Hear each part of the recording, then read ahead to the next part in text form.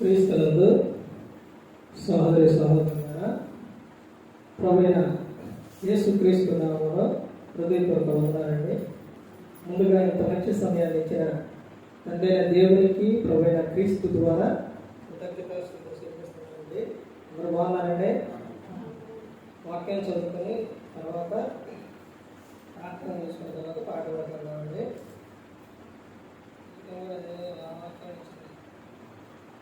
Mark గారు రాసిన సువార్త 10వ అధ్యాయం, మార్క్ గారు రాసిన సువార్త 10వ అధ్యాయం 6వ వచనం. సృష్టి ఆది నుండి దేవుడు వారిని పురుషుని గాను స్త్రీని గాను కలుగజేసెను. ప్రార్థన చేసుకుని, పరలోకమందున్న మా తండ్రి, పరిశుద్ధ ప్రేమ గల తండ్రి, గొప్ప తండ్రి, యెహోవా తండ్రి, అయా మీ ప్రియ కుమారుడు యేసుక్రీస్తు ప్రభువారి ద్వారా కృతజ్ఞతాస్తుతులు చెల్లిస్తున్నాము నాయన. ఈ కూడికంతట్లో మీరే నడిపించండి నాయన. వాక్యం బోధించుండగా తండ్రి లోక సంబంధమైన జ్ఞానంతో కాకుండా మీ జ్ఞానంతో మాట్లాడే వాక్యం దయచేస్తారని మా ప్రభువైన యేసుక్రీస్తు నామమున వేడుకుంటున్నాం తండ్రి. ఆమేన్. ప్రభువైన యేసుక్రీస్తు నామములో హృదయపూర్వక వందనాలండి. దేవుని కుమారుడు యేసుక్రీస్తు ప్రభు ఈ లోకానికి వచ్చిన తర్వాత పరలోక రాజ్యం సమీపిస్తుంది కనుక మారు మనసు పొందమని ప్రకటింప మొదలుపెట్టారు. అవశ్యం పాఠం పేరు చెబుతాను, రాసుకోండి. రాసుకోవటం ఒకవేళ పోతే వినండి. ఎందుకనంటే వాక్యం అనేది చాలా విలువైనది, చాలా ప్రాముఖ్యమైనది. ఈ వాక్యం మరలా ఇక్కడికే వద్దామండి. మీకు పాఠం పేరు చెప్పే ముందు మరలా ఇక్కడికే వద్దాం. వాక్యం యొక్క విలువ ఏంటంటే, యేసుక్రీస్తు ప్రభువారు ఆయన ఉన్నప్పుడు ఆయన దగ్గరకు వచ్చిన ప్రజలకి వారికి వాక్యానికి ఏం కావాలంటే, వారు వినాలంటే శక్తి కావాలి. ఆ శక్తిని వారికి కలిగించిన తర్వాత ఆ వాక్యాన్ని వారికి ఉపమానంగా చెబుతున్నారు. చూడండి, మార్క్ గారు రాసిన సువార్త 4వ అధ్యాయం 33వ వచనం. వారికి వినుటకు శక్తి కలిగిన కొలది ఇలాంటి అనేకమైన ఉపమానములను చెప్పి ఆయన వారికి వాక్యము బోధించారు. చూసారండి, అంటే వారికి వినుటకు శక్తి కావాలి, వారికి అర్థం అవ్వాలని వారికి ఉపమానాలు చెప్పిన తర్వాత వారికి వాక్యం బోధించారు. వాక్యం అనేది చాలా ప్రాముఖ్యమైనది, చాలా విలువైనది. ఈ వాక్యం ఎలాంటిది అని అంటే, వాక్యము బ్రతికిస్తుంది, నెమ్మదిస్తుంది, కాపాడుతుంది, నిన్ను రక్షిస్తుంది. అంత విలువైన వాక్యం. ఇలాంటి వాక్యాన్ని చాలా జాగ్రత్తగా వినాలి. ఇప్పుడు పాఠం పేరు రాసుకోండి. ఏంటంటే, పతనమైపోతున్న పరిశుద్ధుల కుటుంబాలు. పతనమైపోతున్న పరిశుద్ధుల కుటుంబాలు. పరిశుద్ధుల కుటుంబాలు ఏమైపోతున్నాయి? పతనమైపోతున్నాయి. దానికి కారణాలు ఏంటి? ఎందుకు అంటే, పతనమైపోతున్నాయి కుటుంబాలు అంటే పరిశుద్ధులు ఎవరు? ఈ పరిశుద్ధుల కుటుంబాలే పతనమైపోతున్నాయి. ఎవరో పరిశుద్ధులు అని అంటే, క్రీస్తులోనికి బాప్తిసం పొందిన వారు, సంఘములోనికి వచ్చిన వారే పరిశుద్ధులు. వీరి కుటుంబాలే లోకంలోకి వెళ్ళిపోవడానికి కారణాలు, కొన్ని కారణాలు. ఏంటి ఆ కారణాలు అని అంటే, బైబిల్ గ్రంథంలో చెబుతున్నారు కదా. ఒకటి, దేవుడు ఇప్పుడు చదివించిన వాక్యం. ఏంటో వాక్యం? మార్క్ సువార్త 10వ అధ్యాయం 6వ వచనం. సృష్టి ఆది నుండి దేవుడు వారిని పురుషుని గాను స్త్రీని గాను కలుగు చేశారు. అంటే ఎప్పుడు కలుగు చేశారు? సృష్టిలోనే కలుగు చేశారు. వీరిద్దరిని కూడా ఏం చేశారు? ఎక్కడో ఉన్న వారిని, అబ్బాయిని అమ్మాయిని ఎక్కడెక్కడో ఉన్న వారిని జతపరిచారు. జతపరిచిన తర్వాత దేవుడు వీరిని ప్రేమించి వారికి ఎవరినిచ్చారు? బహుమానాలు ఇచ్చారు. వారే ఎవరంటే పిల్లలు. మొట్టమొదటిగా ఇక్కడ వినవలసింది, నేర్చుకోవాల్సింది, తెలుసుకోవాల్సిన విషయాలు ఇవే. ఈ రోజున కుటుంబాల్లోని ప్రశాంతత లేకుండా పోతుంది. కారణం ఏంటంటే వీరి ద్వారానే. ఎవరి ద్వారానంటే ఒకటి ఎవరి ద్వారా కనబడుతుందనంటే మొట్టమొదటిగా కుటుంబాల్లో నుంచి జాగ్రత్త కలిగి ఉండవలసినది ఎవరు అనంటే తండ్రి, తల్లి. ఆ తర్వాత వారు జాగ్రత్తగా ఉంటే జరిగే విషయం ఏంటంటే ఉన్నా లేకపోయినా ప్రభావం, ఏదో ఒక ప్రభావం ఎవరి మీద పడుతుంది అనంటే పిల్లల మీద పడుతుంది. ఇందులోని మొట్టమొదటిగా తెలుసుకోవాల్సిన విషయం ఇది. అందులోని బైబిల్ గ్రంథంలోని చాలా విషయాలు ఉన్నాయి. ఇలాంటి విషయాలు ద్వితీయోపదేశకాండం 6వ అధ్యాయం, ద్వితీయోపదేశకాండం 6వ అధ్యాయం 4వ వచనం నుంచి చూస్తే మొట్టమొదటిగా ఏముంటుందంటే ఇశ్రాయేలు వినుము అని చెబుతారు. అంటే ముందు మొట్టమొదటిగా ఏం చేయాలంటే తల్లిదండ్రి వినాలి. విన్న తర్వాత అక్కడ చెబుతున్న విషయాలు, కింద చెబుతున్న విషయాలు ఏంటి అని అంటే నువ్వు విన్న వాక్యాన్ని ఏం చేయాలో అక్కడ చెబుతున్నారు. వారు కూర్చున్నప్పుడు, లేచినప్పుడు, త్రోవలు వెళ్ళినప్పుడు, పడుకున్నప్పుడు వారికి ఏం చేయాలి? వాక్యాన్ని నేర్పాలి. ఏంటంటే ఈ సందర్భం పుట్టినరోజు సందర్భాలుగా అనుకుంటున్నారా? వివాహ సందర్భం అయినా, పుట్టినరోజు సందర్భం అయినా, ఏ సందర్భం అయినా, ఏదైనా కానీ ఇలా అన్ని కలిపి చెప్పేది ఎలాంటి సందర్భాల్లోనే. ఏంటి సందర్భం అని అంటే ఇది క్లాస్, బైబుల్ క్లాస్. ఈ బైబుల్ క్లాసులోని మీరు పాటలు పాడచ్చు, సమయానికి కూలంగా ఎంతసేపు అయినా పాటలు పాడవచ్చు. ఇంకో విషయం తెలుసండి, ఇప్పటికి కూడా కొన్నిసార్లు మొదలవదు. కొన్ని ప్రాంతాల్లోనే ఈ టయానికి 8ంటికి ఇంకా ప్రారంభమే అవ్వదు.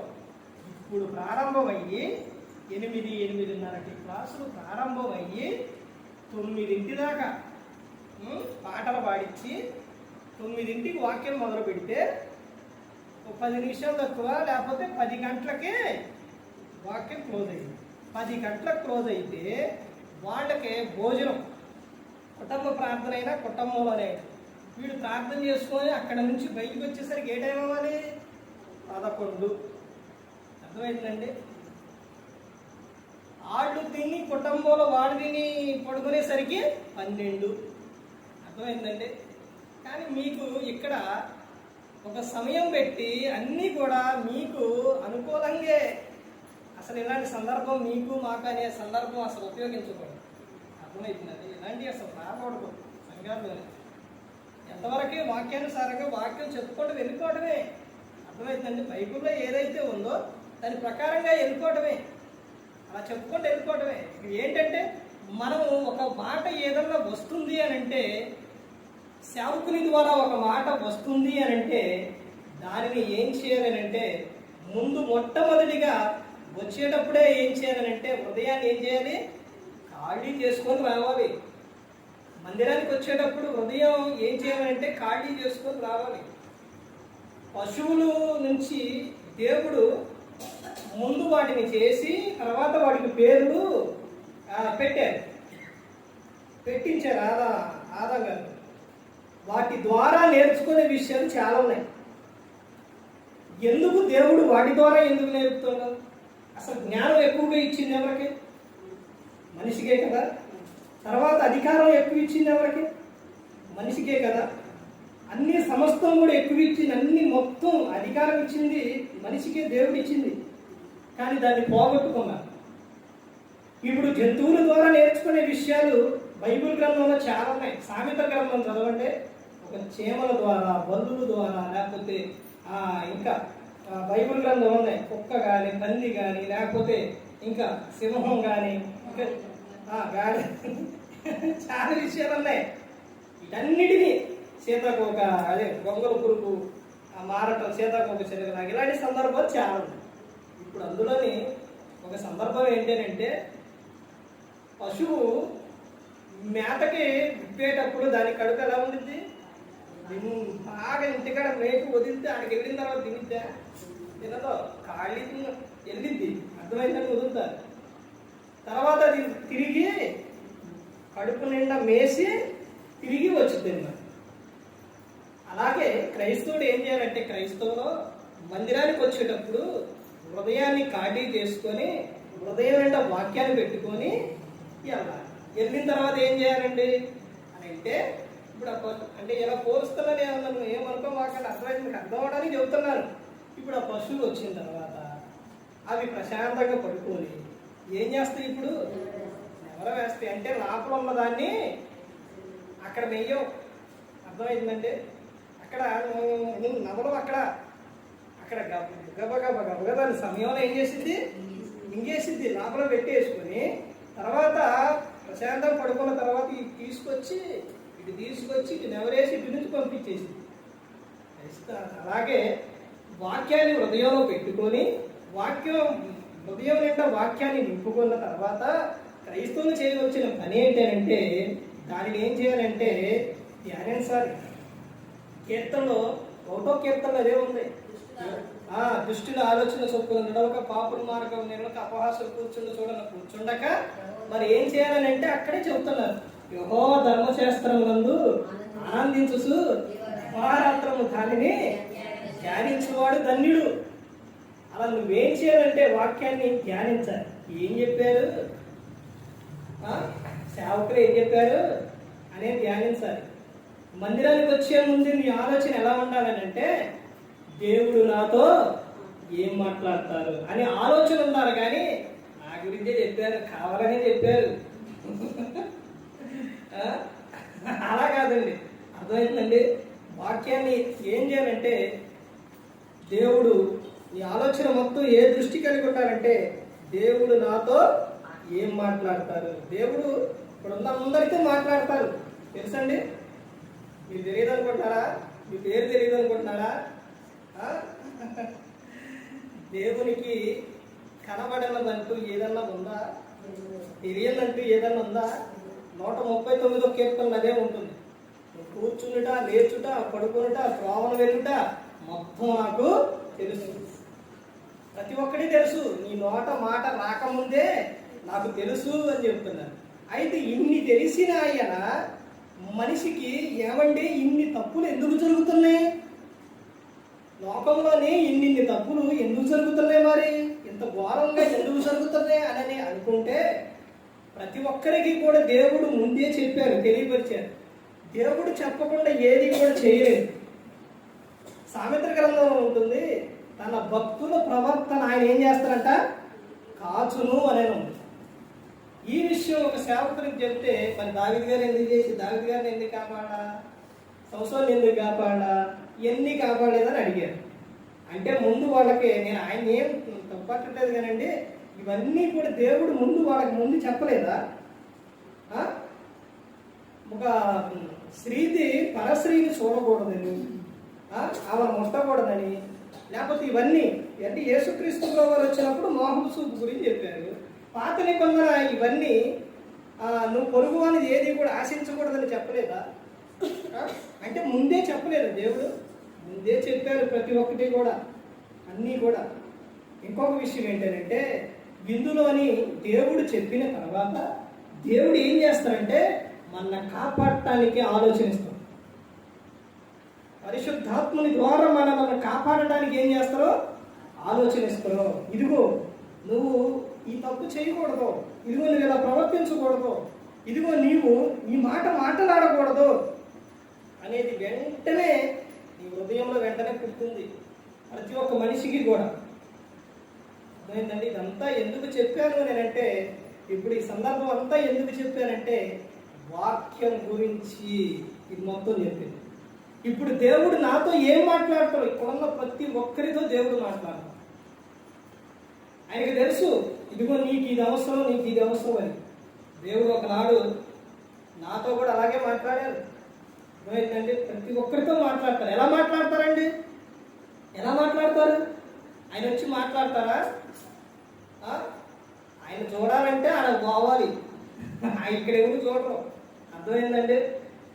ఎలా మాట్లాడతారంటే వాక్యం ద్వారా, ఆయన కుమారుని ద్వారా మాట్లాడతారు, వాక్యం ద్వారా మాట్లాడతాం, సేవకుని ద్వారా మాట్లాడతాం, పరిస్థితుల ద్వారా మాట్లాడతాం. ఎన్ని విధాలుగా దేవుడు మాట్లాడతాడు. ఇప్పుడు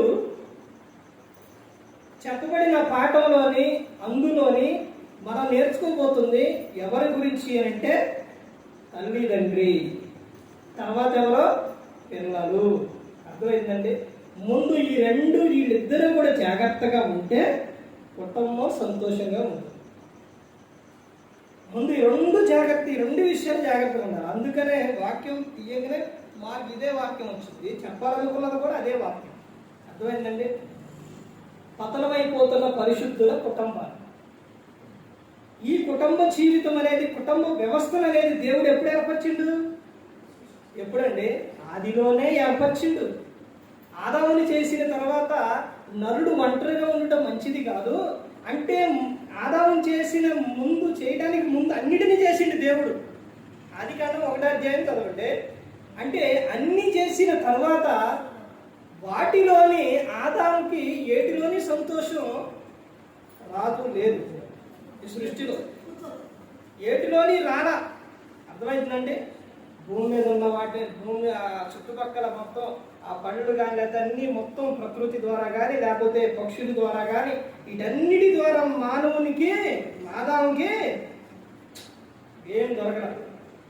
అప్పుడు దేవుడు ఏమనుకున్నాడు?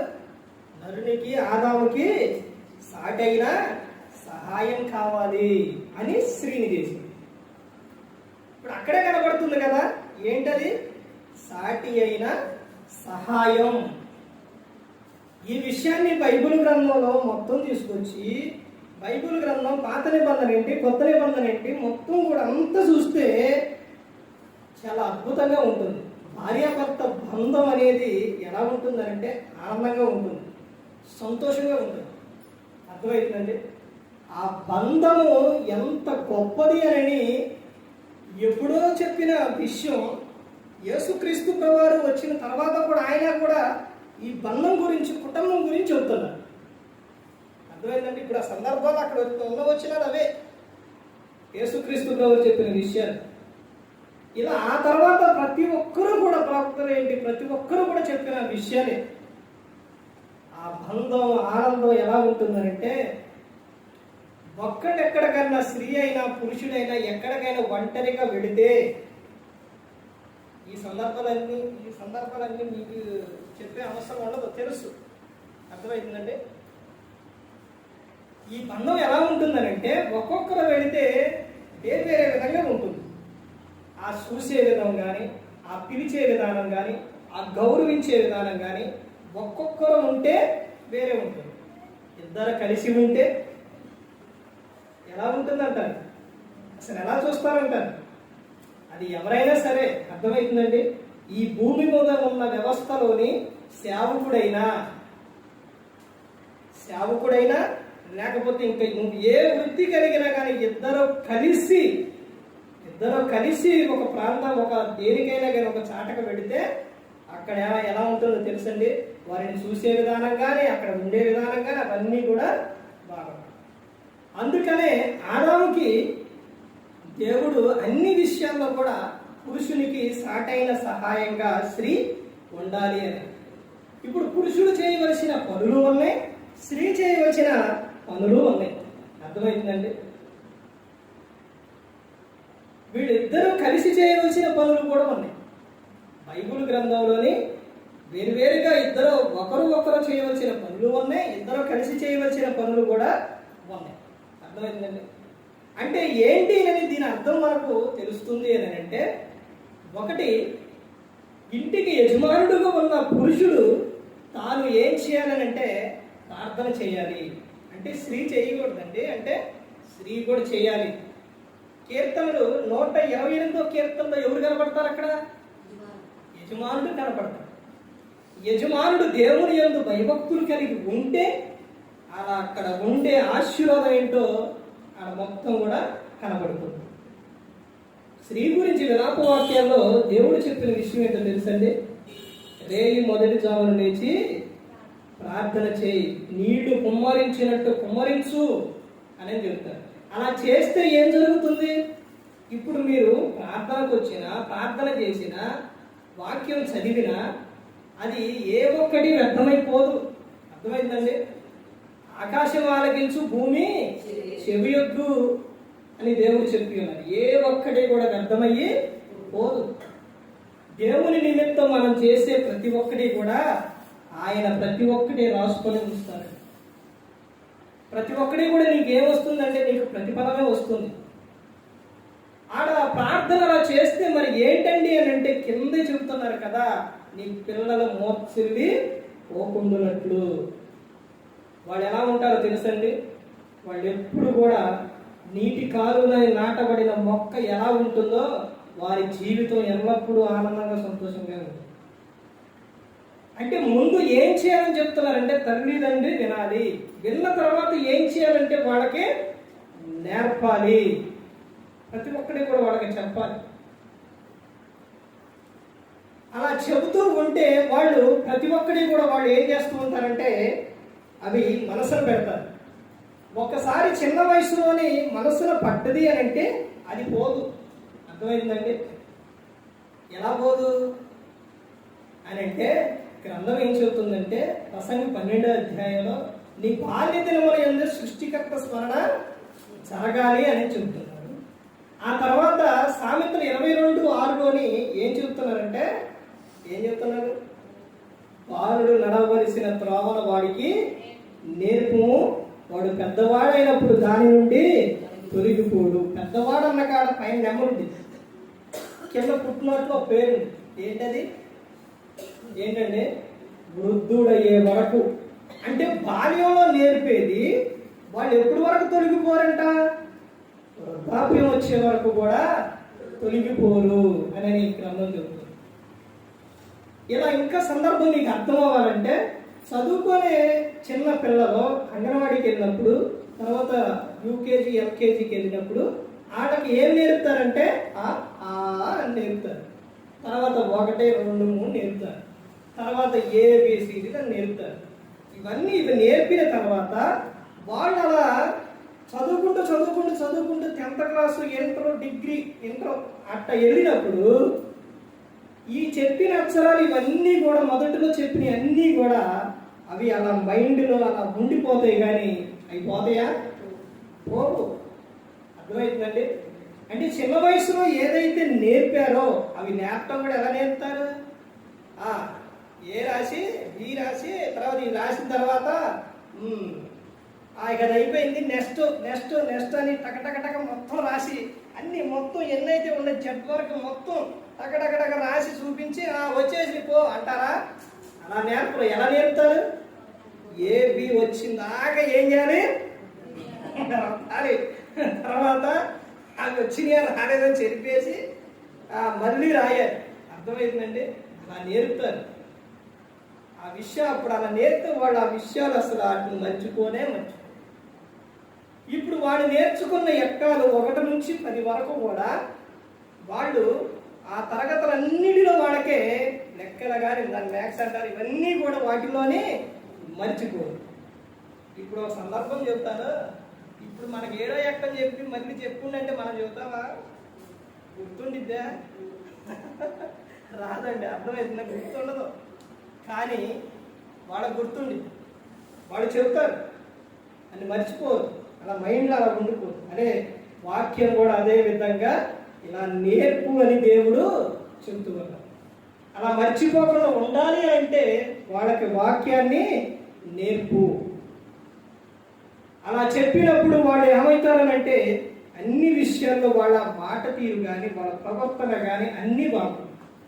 అలా బాగున్నప్పుడు ఆ తర్వాత ఒక స్త్రీని చూసే విషయాల్లో కూడా ఎలా ఉంటుందనంటే ఒక చెల్లిలాగా, అక్కలాగా, తల్లిలాగా చూస్తారు కానీ వేరే విధంగా చూడరు. ఎంతో జాగ్రత్తగా అల్లారు ముద్దుగా ఎంతో జాగ్రత్తగా పెంచుకున్న ఆడపిల్లల జీవితాలు ఈ రోజున చాలా ఇదైపోతున్నాయి. అంటే కారణాలు ఏంటి? బైబిల్ గ్రంథంలోని ఆదికాండం 34వ అధ్యాయంలో అక్కడ అధ్యాయం మొత్తం చదివితే అక్కడ సందర్భం ఎవరు కనపడతారంటే దీనా కనపడి. దేనా, యాకోబు లేయా కుమార్తె. యాకోబు గారు ఒక చాట నుంచి ఒక ప్రాంతానికి వెళ్ళి అక్కడక్కడ వండుకుంటూ వెళ్ళేవారు. అలా ఒక ప్రాంతానికి వెళ్ళిన తర్వాత ఆమె ఏం చేసిందంటే ఆ ప్రదేశంలో ఉన్న ఆడపిల్లలను చూద్దామని బయలుదేరి వెళ్ళింది. వెళుతూ ఉంటే అక్కడ షెకెమ్ అనే అతను ఏం చేశాడు, ఆమెను చూసి ఆమెను పట్టుకొని ఆమెను అవమానపరిచి ఆమెతో చేయించాడు. ఎంత భయంకరం అండి! ఒక్క కుమార్తె 12 మంది ఒక కుమార్తె అంటే అసలు ఎట్ట పెంచుంటారు, ఏ విధంగా చూసుంటారు, ఎలా చూశారన్నదే ఆ అధ్యాయం మొత్తం చదివితే అర్థమైంది. ఎంత బాగా చూశారన్నదే, ఎంత ప్రేమ పెట్టుకున్నారన్నదే చదివితే అర్థమవుతుంది. ఆ తర్వాత వాళ్ళు ఒప్పుకున్న తర్వాత వివాహం ఏదైనా కానీ వాళ్ళ ఊరిని ఉంచలేదు వీళ్ళు. అర్థమవుతుందండి. యాకోబు కుమార్ అంత భయంకరమైన స్థితికి వాళ్ళు వెళ్ళిపోయారు. పాపం వలన వచ్చు జీతం ఏంటి? మరణం. అలాగే వచ్చిందా? యవనంలో తప్పు చేస్తే దేవునికి వ్యతిరేకంగా దేవుడు చెప్పిన తర్వాత ఇది వద్దు అని కనకుండా చేస్తే దేవుడు చెప్పినట్టే జరిగింది. యవనంలోని తాను ఒక స్త్రీని అలా చేయటం వలన తన జీవితం ఏమైపోయింది, మధ్యలోనే ఇదైపోయింది. తర్వాత దావీదు గారు కుమారుడు అమ్నోను తామారు. అమ్నోను తామారు వీళ్ళిద్దరు ఏమవుతారు? అన్న చెల్లి. చెల్లిని చూసి ఆమెతో ఆ సందర్భం అంతా కూడా చదివితే, అంటే ఇప్పుడు చెబుతున్న సందర్భం, నేను చెబుతున్న సందర్భం ఏంటి అని అంటే, ఇదిగోని యవన ప్రాయంలో కానీ జాగ్రత్త లేకపోతే జరిగే ప్రమాదాలు. ఆమె జీవితాన్ని ఇచ్చేసిండు అమ్నోను. తాను వివాహం చేసుకొని తన జీవితం అంతా ఆనందంగా ఉండ ఆ యవనంలోనే అయిపోయింది. అర్థమవుతుందండి. ఎప్పుడైతే తప్పు చేసిండో దేవుడు చెప్పినట్టు తన జీవితం సగంలోనే అయిపోయింది. తర్వాత సంవత్సరంగా దేవుడు ఎందుకు పిలుచుకుందో, దేవుడు ఎందుకు ఏర్పరచుకుందో, తాను ఇశ్రాయేలీయులు ప్రజలను రక్షించడానికి ఫిలిష్తీయుల చేతులను, ఆ విషయాల్లో నువ్వు దేవుడు ఎంత నీకు బలమిచ్చిండు. సింహాన్ని ఏం చేసిండు? చీల్చేసిండు. ఫిలిష్తీయుల్ని దవడ గాడిద ఏంటంటే దవడ ఎముక తీసుకొని ఎంతమంది? 1000 మంది, అంతమందిని చంపిన ఆయన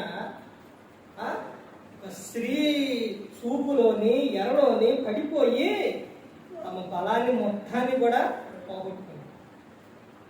ఇదంతా ఎందుకు చెబుతున్నానంటే, యవనంలో నువ్వు జాగ్రత్తగా లేకపోతే చాలా ప్రమాదం. అందుకనే ప్రసంగి 7:17లో చెబుతుంది ఏమని? అధికముగా దుర్మార్గ పనులు చేయకము, బుద్ధిహీనముగా తిరగకము, నీ కాలానికి ముందు నువ్వెలా చనిపోదువు అని చెప్తుంది. అంటే యవనంలో తమ ఇష్టం వచ్చినట్టు తిరిగితే, యవనంలో తమ ఇష్టం వచ్చినట్టు చేస్తే చాలా ప్రమాదం. ఈ రోజున ఎక్కడ చూసినా కానీ స్తంభాలకి ఎవరియో ఇదివరకే వయసు అయిపోయిన వాళ్ళయో లేకపోతే వృద్ధాప్య వాళ్ళు కనపడే. ఈ రోజున ఎవరికి కనపడుతున్నాయి? యవనస్తులు కనపడుతుంది.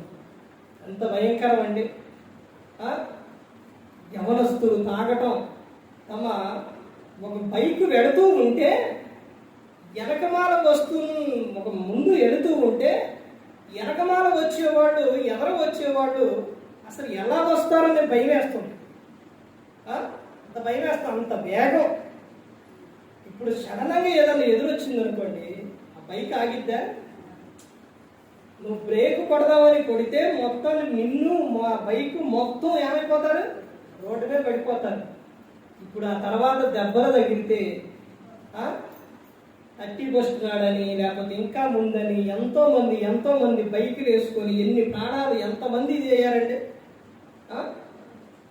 వెనకమాల నీ కోసం చిన్న వయసులో నుంచి నువ్వు గర్భాలు పడ్డ కాడించి ఎల్లారు ముద్దుగా నువ్వు ఈ లోకానికి వచ్చిన కాడించి అన్ని విషయాల్లో అల్లారు ముద్దుగా చక్కగా నిన్ను పెంచితే నీకు పుట్టినరోజులన్నీ అన్నీ కూడా సమస్తం అన్నీ తీసుకొచ్చి నిన్ను చక్కగా నేను పెంచితే వీళ్ళు చేసే పనులు ఇవి. ఇప్పుడు ఆ తల్లిదండ్రులకి ఎంత బాధ కలిగింది ఒక్కసారి ఆలోచించండి. దావీదు గారు కుమారుడు చనిపోతే అమ్నోను చనిపోతే దావీదు గారు ఎంత బాధపడ్డారు. తండ్రికి ఎదురు తిరిగిన కుమారుడు తల్లిదండ్రులు కూడా ఎదురు తిరగకూడదు. అర్థమైందండి? ఇది వీరి జీవితాల్లో జరిగిన విషయమే. బయట విషయాన్ని నేను ఏమి చెప్పనండి. అర్థమైందండి? ఈ బైబిల్ గ్రంథంలో ఉన్నాయే చెప్తాను. తల్లిదండ్రులు ఏం చేయమని బైబిల్ గ్రంథం చెబుతుంది? సన్మానించాలి. అంటే నువ్వు దండేసి, చాలా మందిని సన్మానించడం అంటే ఎలా అర్థం చేసుకున్నారంటే దండేసి దండం పెట్టడం ఇవి చేస్తున్నారు. తర్వాత ఇంకో విషయం ఏంటంటే వాళ్ళు వయసు అయిపోయి వాళ్ళు వెళ్ళిపోయిన తర్వాత అప్పుడు పుట్టువులు పెట్టి పుట్టువుకి దండేసి అక్కడ అన్నీ పెట్టి అవి చేస్తూ ఉన్నారు. అప్పుడు అది చేసేది. అర్థమైందండి? నువ్వు బ్రతికి ఉన్నప్పుడే వారికి వాళ్ళు ప్రేమగా చూడు. అర్థమైందండి? వారికి కావలసిన ఏవైతే ఉన్నాయో అంటే వారు నిన్ను ఏమడుగుతారు? నీకు ఆల్రెడీ నీకు అన్నీ చేశారు. చాలా మంది అంటారు కదా, నువ్వేం సంపాదించినవు అంటారు, నువ్వు నాకు ఏమి ఇచ్చినవు అంటారు. ఏమి సంపాదించి ఇచ్చారా? నువ్వు గర్భాపడ్డ కానించి కూడా వాళ్ళు ఎన్ని హాస్పిటల్కి వెళ్తే బెడ్ రెస్ట్ అంటే అసలు వాళ్ళు నడిచే విధానం కానీ తల్లి ఎంత బాధపడిద్దో నేను చూశాను. అవన్నీ కూడా ఆ విషయంలో నేను అవన్నీ చూశాను. ఆ తర్వాత కనేటప్పుడు కానీ ఆ తర్వాత వాళ్ళని భూమి మీదకి వచ్చిన తర్వాత వాళ్ళని పెంచే విషయంలో కానీ ఎన్ని జాగ్రత్తలు తీసుకుంటారండి. ఆ తర్వాత వాళ్ళకి జ్వరం వచ్చినా లేకపోతే ఏదైనా అనారోగ్యం వచ్చినా వాళ్ళకి పెట్టేయి, లేకపోతే ఆ చదువుల విషయాల్లో కానీ వాళ్ళ పుట్టినరోజు విషయాల్లో కానీ లేకపోతే ఎన్నెన్ని విషయాల్లో ఎంతెంత ఇవన్నీ దాచుకుంటే ఇవన్నీ కూడా నాకెందుకు నేను వదిలేస్తే నీ పరిస్థితి ఎలా ఉంటుంది? ఆ ఖర్చు అంతా లెక్క ఎంత అయిందో అర్థమైందండి? ఇప్పుడు నాకేం పెట్టావు, నువ్వే సంపాదించావని అంటుంటారు. వాళ్ళ జీవితం అంతా కూడా వాళ్ళు వృద్ధాప్యానికి వచ్చినప్పుడు నువ్వు తల్లిదండ్రులు ఎలా ఆలోచిస్తారంటే మీరు చూసినా చూడకపోయినా మీరు సంతోషంగా ఉంటే చాలు అంటారు. వాడు సంతోషంగా ఉంటే చాలయ్యా అని చెప్తున్నారు.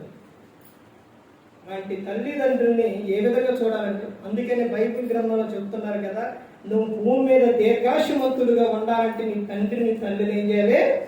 సన్మానించాలి. వారి మాట వినాలి, వారిని చూడాలి, ప్రేమగా చూడాలి. దావీదు గారు కుమారుడు అబషాలోము. చాలా మంది ఉన్నారండి, సందర్భాలు బట్టి ఒక్కొక్కరిని చూపిస్తాను. అబషాలోము ఎలా ఉండేవాడంటే అందగాడు.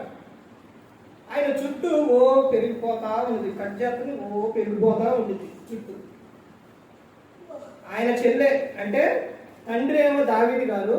ఇప్పుడు అబషాలోము తామారు వీళ్ళిద్దరూ ఒక తల్లి పిల్లలు. అమ్నోను తర్వాత ఇంకొన్నారు, వాళ్ళు వేరే. అర్థమైంది? ఒక తల్లి పిల్లలు. ఇప్పుడు ఈయన అందగాడు కాబట్టి తామారు కూడా ఆమె కూడా అందంగా ఉండుండేది. అయితే ఈ అబషాలోము జీవితంలో జరిగిన విషయం ఏంటంటే అంత అందంగా ఉన్నప్పుడు దావీదు గారు చాలా అల్లారి ముద్దుగా పెంచిన తర్వాత వయసు వచ్చిన తర్వాత ఇతను ఏం చేశాడనంటే తండ్రికి ఎదురు తిరగటం, తర్వాత తండ్రి ఉపపత్నితో తప్పు చేయటం, తర్వాత తండ్రి మీద యుద్ధానికి రావటం, ఇలాంటివన్నీ కూడా చేసేది ఎవరో అబషాలోము. ఇప్పుడు సందర్భంలో ఏం జరిగిందంటే, ఇదిగో అయ్యా మరి నీ కుమారుడే నీ మీద యుద్ధానికి వస్తున్నారంటే దావీదు గారు ఏం చేస్తారంటే పారిపోతారు. దావీదు గారు పారిపోవాల్సినంత అవసరం ఉందా? అసలు దావీదు గారు అంటే చిన్న వయసు నుంచి మామూలు వ్యక్తి కాదు. అర్థమవుతుందండి? 6 మూల జాడు గొలియాతుని చంపిన ఆయన, సింహం నోటిలో నుంచి ఎలుగుబంటి నుంచి ఆ గొర్రెల కాపాడిన ఆయన, ఎన్నో యుద్ధాలు అసలు తిరుగులేదనమాట దావీదు గారు. అలాంటి ఆయన కుమారుడు వస్తుందంటే ఎందుకు పారిపోయిండు? ఎందుకనంటే దావీదు గారు ఎదురు తిరిగితే కుమారుడు ఉండడం. అర్థమవుతుందండి? కానీ నా కుమారుడికి ఏమీ కాకూడదు అని ఆ తండ్రి పారిపోయాడు. కానీ కుమారుడు చావు ఎంత భయంకరంగా ఉందో తెలుసండి. తాను గాడిద మీద ఒక సందర్భంలో ఆయన వస్తూ ఉంటే మస్తాకి వృక్షం అది ఎలా ఉంటుంది అంటే ముళ్ళుగా ముళ్ళుగా ఉంటుంది అన్నమాట. ఇతను వస్తూ ఉంటే ఈ వెంట్రుకలు ఏమవుతాయి అంటే గాలికి ఇలా పైకి లెగిసేసరికి ఇవి ఏమైతే ఆ చెట్టుకి పట్టేస్తుంది. ఎప్పుడైతే ఆ చెట్టుకి ఇలా మెలేసినాయో ఇది ఏమవుతుందంటే గాడిద వెళ్ళిపోవడంతోనే పైకి అలాడతారు. అలా పైకి లేస్తుంది. పక్కన ఉన్న వ్యక్తి వెంటనే ఇతనికి ఎవరైతే శత్రువుగా ఉందో ఎవరో యోబాబు, దావీదు గారు రైట్ హ్యాండ్ అంటే అన్నీ చూసుకున్నాయి. ఇప్పుడు యోబాబు కూడా ఎవరో తెలుసండి, దావీదు గారికి ఎవరో తెలుసా? మేనల్లుడు.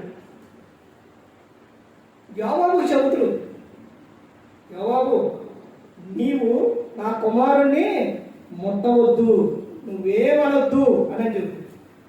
అయినప్పటికీ అక్కడున్న వ్యక్తి ఈ యోబాబు ఫోన్ చేసి ఇదిగో అబ్షాలోము ఇలా ఏలాడుతున్నాడు అని చెబితే ఏసై అంటంతో ఆయన ఏమంటో తెలుసా? నాకెందుకు రాజుగారేమో ఆయన ముట్టుకోవద్దాడు. ఇప్పుడు నేను కన్నా నువ్వు చెప్పినట్టు ఆయన చంపితే నువ్వే నన్ను ఏం చేస్తావు? చంపేస్తావు. ఎవర్రా చంపిందంటే పలాని వ్యక్తి అని నువ్వు చెప్పు. అయితే ఆయన బతకరించి నువ్వు చేసే అంటాడు. రాజు నువ్వు నన్ను చంపుతూ నాకెందుకు, నేనేం చేయను. అప్పుడు యోబాబే వచ్చి బాణం గుండెకి గురిపెట్టి వేసి చంపారు. అప్పుడు కూడా చాలా ఏడ్పించి అర్థమైందండి. ఒకటి తల్లిదండ్రి మాట వినకపోతే చాలా ప్రమాదం, తల్లిదండ్రులకు వెదురు తిరిగినా చాలా ప్రమాదం. అలాగే దేవుని యందు భయభక్తులు పిల్లలను పెంచకపోయినా చాలా ప్రమాదం. అర్థమవుతుందండి. ఇప్పుడు పరిశుద్ధుల కుటుంబాలు పతనమైపోవడానికి కారణాలు ఏంటి అని అంటే దేవుని యందు భయభక్తులు లేక పోవడం. ఆ తర్వాత ఇంకా లోకంలో ఉన్న ఆశలు కోరికలు ఉన్నాయి. నేత్రాశ, శరీరాశ, చేవడము ఇవన్నీ కూడా ఉన్నాయి. ఇవన్నీ దేవుడి నుంచి వచ్చినవి కాదు, ఈ లోకంలో దుష్టుల నుంచి పుట్టినవి ఇవన్నీ కూడా. అలాగే ధూమపానం, మద్యపానం ఇవన్నీ కూడా ప్రతి ఒక్కటి కూడా మానవుని ఏం చేస్తే నాశనం చేస్తాయి. అర్థమైందండి. ఆరోగ్యాన్ని తీసేస్తాయి. ఇలాంటి విషయాలు బైబిల్ గ్రంథంలో ఎన్నో ఉన్నాయండి. అర్థమవుతుందండి. అందుకని ప్రతి ఒక్కరు కూడా గమనించుకోవాల్సిన విషయం ఏంటంటే ఈ రోజున నా కుటుంబం సంతోషంగా ఆనందంగా ఉంటే పరలోకం ఎలా ఉండిద్దో భూలోకంలో అలా ఉంటుంది. అర్థమవుతుందండి. పరలోకం ఎలా ఉంటుంది? ప్రకటన గ్రంథం ఎప్పుడైనా చదివారా? చదివితే అక్కడ ఉంటుందండి. పరలోకం ఎలా ఉంటుందనంటే అక్కడ ఏడుపు ఉండదు, అక్కడ ఎప్పుడు కూడా ఆనందం, సంతోషం, ఎప్పుడు ఎల్లప్పుడూ కూడా సంతోషమే. అదే విధంగా దేవుని యందు భయభక్తులు కలిగిన కుటుంబం కూడా ఈ లోకంలో ఎలా ఉంటుందనంటే అంత ఆనందంగా సంతోషంగా ఉంటాయి. అందుకని దేవుడు కోరుకున్న విషయం ఏంటంటే ఇదిగో సృష్టిలోనే నేను మిమ్మల్ని ఏర్పరిచాను. సృష్టిలోనే నేను ఇక్కడ ఏమని చెప్తున్నాను? సృష్టి ఆది నుండి దేవుడు వారిని పురుషుని గాను స్త్రీని గాను కలుగు చేసాను. అప్పుడే కలుగు చేశారు సృష్టిలోనే. అందుకనే మీ జీవితాలు ఆనందంగా సంతోషంగా ఉండాలి అని అంటే దేవుడు చెబుతున్న విషయం ఏంటంటే నా యందు మీరు ఉన్నప్పుడు క్రీస్తు యేసునందు ఉన్న వారికి ఏ శిక్ష విధి కూడా లేదు. ఇదిగో మీ కుటుంబాన్ని కానీ మిమ్ముని కానీ నేను ఏం చేస్తానో నేను కాపాడుతాను. ఏ ఏ సందర్భాల్లో ఏదైతే అవసరమో మీకు నేను ఆ సందర్భాల్లో నేను మీకు ఇస్తాను అని ఆయన చెబుతున్నాడు. అందుకని భూమి మీద కుటుంబ వ్యవస్థ అనేది చాలా ప్రాముఖ్యం. మొట్టమొదటిగా భూమి మీద ఆదికాండం అక్కడ నుంచి కూడా 50 అధ్యాయాలు. ఒక అధ్యాయం అంటే సృష్టిని గురించి చేసిన దాన్ని బట్టి ఉంటుంది. కానీ అక్కడ నుంచి వస్తే 50 అధ్యాయాలు కూడా దేని గురించి ఉంటాయి? కుటుంబం గురించే. అర్థమవుతుందండి? కుటుంబాల గురించే దేవుడు ముందు కుటుంబంగా ఏర్పరిచి తర్వాత సంఘముగా అందరూ కూడా, సంఘము కూడా ఏంటో తెలుసండి, కుటుంబం. ఎలాగైతే అవి ఏంటంటే శరీర సంబంధమైన విషయం, ఏంటంటే ఆత్మ సంబంధమైన విషయం. కుటుంబ వ్యవస్థలోని కుటుంబంలో ఒకరిగా మాట్లాడకపోయినా, ఒకరు లోకాశంలో ఉన్నా కానీ ఎంత ప్రమాదం, ఎంత ఇదిగా ఉంటుందో సంఘంలో కూడా అంతేనండి. కుటుంబంలో అందరూ ఎలా దేవుని యందు భయభక్తులు కలిగి ఉంటే ఎంత ఆనందంగా ఉంటుందో, సంఘము కూడా అందరూ కూడా అలా ఉంటే ఆ సంఘము దినదినం ఎలా ఉంటుందో తెలుసండి, ఫలించి అభివృద్ధి చెందుతుంది. ఈ రోజున ఎక్కువగా కావలసినది ఏంటి అని అంటే, మానవునికి సంఘానికి కావలసిన విషయం ఏంటి అని అంటే, సంఘం కాబట్టి బయటికి వెళ్ళకూడదు కాబట్టి ఆఫ్ చేశాను. అర్థమైందండి? ఈ రోజున కోరుకునే విషయాలు ఏంటంటే, అన్ని సంఘాల్లోని ఎక్కువగా ప్రతి ఒక్కరు కూడా ఏం కోరుకుంటున్నారంటే, ఆ రోజున యేసుక్రీస్తు ప్రభువు దగ్గరకు 3 సందర్భాల్లో వచ్చారు. ప్రజలు 3 సందర్భాల్లో యేసుక్రీస్తు ప్రభువు దగ్గరకు వచ్చారు. ఏ సందర్భాల్లో వచ్చారు, ఎందుకు వచ్చారు? 3 సందర్భాలు ఏంటి? యేసుక్రీస్తు ప్రభువు దగ్గరకి 3 సందర్భాల్లో వచ్చారండి. ఏంటి ఆ సందర్భాలు? ఈ రోజున కూడా అదే విషయం కావాలి సంఘం మనుషులు. అవి లేకపోతే రారు. అర్థమైందండి?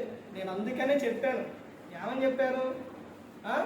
ఆదివారం నాడు మీకు ఏమని చెప్పాను? బుధవారం నాడు ఎవరైనా కానీ ఏదైనా ఏదో ఒకటి చేసుకురండి, ఏదో ఒకటి తీసుకురండి అని చెబితే ఎవరు ఏం మాట్లాడారు? ఎవరు వస్తారు? ఎవరు రారు. నాకు తెలుసండి. ఆ రోజున జరిగిన విషయం అదే, ఈ రోజున జరిగిన విషయం అదే. ఆ రోజున యేసుక్రీస్తు ప్రభువు దగ్గరకు ఎందుకు వచ్చారు? మొట్టమొదటిగా ఎందుకు వచ్చారంటే, సగం మంది ఎందుకు వచ్చారంటే, ఒకటే వాక్యం వినడానికి వచ్చారు, రెండోది స్వస్థతకు వచ్చారు, మూడోది పేడతరాలు వచ్చారు. అర్థమవుతుందండి? ఈ రోజున సంఘాల్లోని ఒక పాట పాడాలి అంటే ఏం కావాలో తెలుసా? డీజేలు పెట్టండి. ఇక్కడే కాదు, ఏ సంఘంలోనైనా కానీ బాక్సులు పెట్టండి, డీజేలు పెట్టండి. పాడబడటానికి నాకు అవకాశం అంటారు. మైకు ఉంటే కొంచెం తక్కువ. అదే అసలు కరెంటు కాదు, మైకువే లేకపోతే అసలు పాడరు. అర్థమైందండి? ఎవరో బాగా ఉన్నోడు పాడతారు కానీ అసలు మైకు లేకపోతే చాలా మంది పాడే తక్కువ. నేను చాలా ప్రాంతాలకు వెళ్ళి చూస్తూ ఉంటాను. అర్థమైందండి? ఇప్పుడు ఏదో ఒకటి లేకపోతే ప్రార్థనకు వస్తారా? రారు. అర్థమైందండి? అందుకనే బయట ఉన్న సంఘాలు ఎందుకు అంత స్పీడ్గా వెళుతున్నారు? ఎందుకు క్రీస్తు సంఘంలోనే ఎందుకు రావట్లేదు? ఎప్పుడైనా గమనించారా? ఎక్కడైనా చూడండి, వాళ్ళు ఏం చేస్తారో తెలుసండి? ఏం చేస్తారంటే ఏదో ఒకటి జాతరే ఉంటారంట. అర్థమైందండి? ఇవన్నీ మీకు ప్రతి ఒక్కరు కూడా ఎవరికి వాళ్ళు తెలుసుకోవాలండి. అర్థమవుతుందండి? సంఘం క్షేమాభివృద్ధి కావాలి అని అంటే ఆ రోజున యేసుక్రీస్తు ప్రభువే పెట్టారు. ఎందుకనంటే వాక్యం చెప్పిన తర్వాత వీళ్ళు ఎక్కడ మోర్చెల్లిపోతారో అని మార్గంలో వాళ్ళందరికీ రొట్టెలు అవన్నీ కూడా, చేపలు అవన్నీ ఆయన దగ్గర ఉన్నప్పుడు అవన్నీ కూడా పెట్టారు. ఏదో ఒకటి సందర్భం లేకపోతే సంఘానికి జనం రారు. ఆదివారం నాడు మరి ఇవన్నీ బాగానే చెబుతున్నారంటే ఇవన్నీ పెడితేనే వస్తారంటున్నారు. ఆదివారం ఎందుకు వస్తున్నారు అని అనుకుంటున్నారా? ఆదివారం ఎందుకు వస్తున్నారు? నిన్ను నీవు రక్షించుకోవడానికి. ఎలాగో తెలుసండి? మొన్న వాక్యం చదవమన్నా చదివారా? యోహాను సువార్త 6వ అధ్యాయం చదవమన్నా చదివారా? 6వ అధ్యాయంలో దేని గురించి ఉంటుంది? ఆయన శరీరం రక్తం గురించి. ఆయన శరీరం రక్తం తీసుకుంటే ఏం జరిగిద్దండి? వారిలో ఆయన ఉంటాడు, వారిలో జీవం ఉంది. అర్థమైందండి? అంత్యదినమున వారిని లేపుతారు. ప్రార్థనకు రాని వారు ఎవరైనా సరే, కూడికలు రాబోయినా, మీటింగ్లు రాబోయినా, ఎక్కడికి రాబోయినా, ఎవరు ప్రార్థన మానేసినా ఆదివారం మాత్రం మానేయరు. నేను చాలా సందర్భాల్లో చూశాను. ఎలాంటి వారైనా సరే, లోకంలో జీవించే వారైనా సరే ఆదివారం ఆరాధన అనేది మానేయరు. మరి స్త్రీలు ఎందుకు మానేస్తున్నారో అని అర్థం అంటాడు. అసలు పురుషులు చాలా మంది ఎక్కువ మానేయరు అసలు. ఎందుకు? వాళ్ళు బాప్టిజం తీసుకున్న తర్వాత వాళ్ళు కంపల్సరీగా వస్తారు. నేను మా ఊర్లోనే చూశాను. ఆ రోజు ఎలా ఉంటుందో తెలుసండి, చర్చి సరిపోదు అసలు, అంత జనం వస్తారు. పండగ నాడు వచ్చినట్టు వస్తారు. ఎందుకు? ఆదివారం నాడు ఆయన శరీరం రక్తం తీసుకోవడానికి. ఎప్పుడు కూడా పెడతారా? ఆదివారం నాడే ఇస్తారు, అందుకనే వస్తారు. అవి ఎవరో కూడా మానేయకూడదు. అర్థమవుతుందండి? అందుకని ప్రతి ఒక్కరూ కూడా గమనించుకోవాలి. పరిశుద్ధుల కుటుంబాలు పతనమైపోవడానికి కారణాలు ఏమిటి అని అంటే, కుటుంబంలోనే దేవుని యందు భయభక్తులు లేకపోవడం. దేవుని యందు భయభక్తులు ఉంటే కుటుంబం దీవించబడుతుంది, ఆశీర్వదించబడుతుంది. అర్థమైందండి? ఎక్కడైనా కానీ అయినాక ఎవ్వరూ చూడరు. వాళ్ళు చెప్పాలనుకున్నది ఈ సమయం దాకా అప్పుడు వరకు చెప్పేసి ఆఫ్ చేయడమే. ఉన్న విశ్వాసులు బాధపడతారా, కూర్చుంటారా, కూర్చోలేరా, అదేం చూడరు. అర్థమైందండి? అప్పటిదాకా చాడు ఆపలసేపు ఆపుతూనే ఉంటారు. కానీ మీకు ఆ విషయం ఏమి లేదు కదండి. మీకు సమయానుకూలంగా, అంతా సమయానుకూలంగా జరిగింది. ఆదివారం 6 గంటలకే 8 గంటలకు క్లోజ్. ఇప్పుడు 7 గంటలకే 9 గంటలలోవే క్లోజ్. అర్థమైందండి? అందుకని ప్రతి ఒక్కరు గమనించుకోండి. ఎన్ని ఉన్నా కానీ, ఎంత ప్రయాస అయినా కానీ, ఈరోజు ఈ లోకంలో ఏం చేస్తున్నారు? ఈరోజు ఏంటది? పండగ. అర్థమైందండి? అందరూ ఎక్కడో అక్కడికే కొంతమంది వెళ్తారు, కొంతమంది ఎవరో ఉంటారు. అయినప్పటికీ ఏదైనప్పటికీ కూడా ఏమండి, మనకు వాక్యం అనేది చాలా ప్రాముఖ్యమైనది. ఒకసారి ఈ వాక్యం అనేది మాకు ఎప్పుడైనా దొరికింది అని అంటే, ఒక సందర్భంలో వాక్యం దొరకదండి. అర్థమవుతుందండి? ఒక సందర్భాల్లో మనకు అవసరమైనప్పుడు అదే విషయం సామెతల గ్రంథం 1వ అధ్యాయం 23వ వచనం నుంచి చెబుతారు దేవుడు. సామెతలో 1:23. నేను పిలిచినప్పుడు మీరు రాలేదు, నేను చెబుతున్నప్పుడు మీరు వినలేదు. అలా విననప్పుడు మీకు అపాయం వచ్చినప్పుడు నన్ను ఉపాయంగా మీరు వెతికితే నేను ఎలా దొరుకుతా? అర్థమైందండి? మీకు అవసరమైనప్పుడు దేవుడు నన్ను అంటే నేను ఎలా మిమ్మల్ని ఇచ్చేస్తా అని అంటున్నారు. అర్థమవుతుందండి? ఎందుకనంటే ఆయన చెబుతున్న విషయం ఏంటంటే, నిన్ను ఆయన పిలుచుకున్నారు, నువ్వు ఆయన యొద్దకు వచ్చావు, సంఘంలో నువ్వు ఒక వ్యక్తివి. అర్థమవుతుందండి? నీవు దేవుడు నిన్ను పిలుచుకుంటావు. దేవుడు నిన్ను పిలుచుకున్నాండి. నిన్ను దేవుడు పిలుచుకున్న తర్వాత మరలా నేను లోకంలోకి వెళ్ళిపోతాను, నేను ఉండను అని అంటే అది ఎవరికండి ప్రమాదం? ఎవరికో బాగా ఒకసారి ఆలోచించండి. నేను ఇక చాలా మంది చేసే విషయం ఏంటనంటే, నేను ఇక తప్పు చేశాను కదా, నేను దేవుని యొద్దకు వెళ్ళను, ఇదిగో నేను అబద్ధవాడిని కదా, నేను మందిరానికి రాను అని అనుకుంటాను. అనుకొని మానేస్తే అపవాది ఇంకా లోపల తీసుకెళ్తాను. ఇదిగో నేను పొరపాటున మాట్లాడాను, పొరపాటున నాకు పని ఉండి నేను ఆరాధన మానేశాను, ప్రార్థనగా మానేశాను, ఇదిగో నేను నా దేవుని ఎదుట వెళ్ళి ప్రభా, ఇదిగో ప్రభా నేను ఇలా చేసే ప్రభా, నన్ను క్షమించు ప్రభా అని అంటే ఆయన ఏం చేస్తాడు తెలుసండి? క్షమిస్తాడు. దేవుడు నీలోని నీ దేహంలో ఆత్మ ఉన్నంతసేపు నువ్వు మొరపెట్టుకుంటే ఆయన వినకుండా అనేది ఉండరు, వింటారు. అర్థమైందండి? ఎందుకో తెలుసండి? మనమందరం ఆయన పిల్లలం కాబట్టి. అందుకని ప్రతి ఒక్కరు గమనించండి, ఏ ఒక్కరూ కూడా నశించి నరకానికి వెళ్ళిపోకూడదని యేసుక్రీస్తు ప్రభువు ఈ లోకానికి వచ్చి మనందరి కోసం శిలువలో తన ప్రాణాన్ని పెట్టి ఉన్నారు. మరి ఈ విధంగా నిలబెట్టి మాట్లాడించిన తండ్రి దేవునికి కృతజ్ఞతాస్తుతులు చెల్లిస్తూ, ఇంతవరకు శ్రద్ధగా ఉన్న మీకు ప్రభు పేట నా హృదయపూర్వకంగా చెల్లిస్తూ ఈ మాటలు ముగిస్తాను. అందరికీ వందనాలు.